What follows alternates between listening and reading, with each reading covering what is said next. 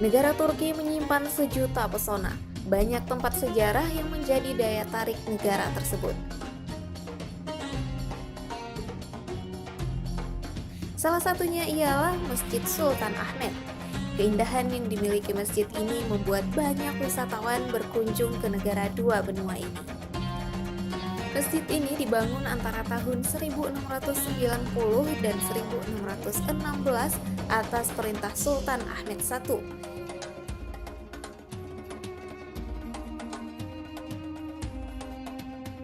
Masjid ini terletak di kawasan tertua di Istanbul.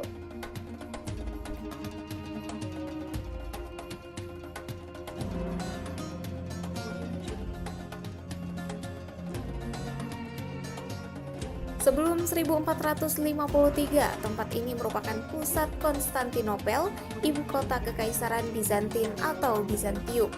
Masjid ini juga dikenal dengan nama Masjid Biru karena warna cat interiornya didominasi warna biru. Akan tetapi, cat biru tersebut bukan merupakan bagian dari dekor masjid, maka cat tersebut dihilangkan.